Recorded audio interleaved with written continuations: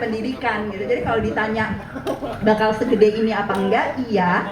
Aku udah yakin kita bakal gede, kita bakal banyak banget yang dapat manfaat. Tapi terus terang nggak nyangka secepat ini sih. Gitu. Jadi mungkin tuh sekian keadaan kita sekarang nih, ini tahun kedua ya. Itu mungkin gue bayangannya tuh waktu itu ya, mungkin di tahun keempat atau tahun kelima lah kita bakal kayak gini gitu. Jadi gue juga nggak nyangka bisa akselerasinya tuh sebaik ini gitu. Apakah pandemi berpengaruh?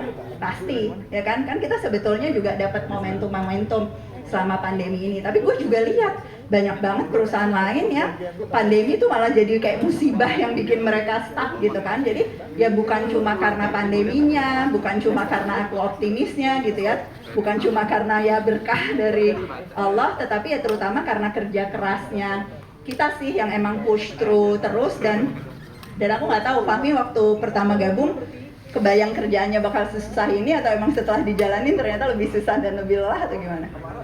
Ternyata lebih susah. Betul, enggak. Semuanya, aku juga kan tadi aku bilang, aku juga nggak nyangka sesusah ini, beneran sumpah. Gue nggak nyangka sesusah ini, gue nggak nyangka secapek ini gitu ya.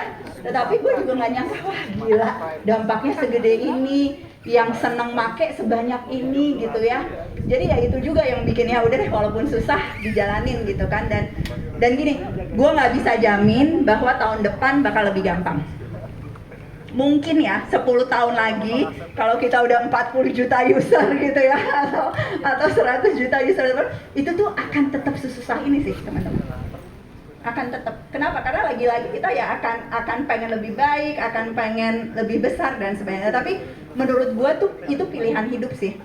Lu bisa milih yang gampang-gampang, atau lu memang memilih tantangan gitu ya. Dan alhamdulillah ya kita ketemu orang yang tepat, yang ya kalau tantangan mulu kan juga tanjakan mulu, ibaratnya pasti capek. Nah tapi karena kita bareng-bareng nih, oh ya udah lu gua dorong dikit deh gitu ya, atau ya gantian dikit deh, yang satu istirahat bentar, yang satu nerusin gitu. Nah ini yang mudah-mudahan juga terjadi. Dan bagian yang paling penting tadi aku pengen garis bawahi, Fahmi ngerasa di bawah belum tahu mau kemana dan sebagainya, itu juga jadi catatan kok buat aku. Jadi kayak waktu-waktu buat sekarang kan mungkin lu udah gak ngerasain itu, tapi sebagian teman-teman yang baru mungkin masih begitu. Ya lu udah tahu ya Mi, gue masih bingung loh gitu kan. Mungkin masih ada nih di antara teman-teman yang kayak gitu. Nah itu harus kita perbaiki.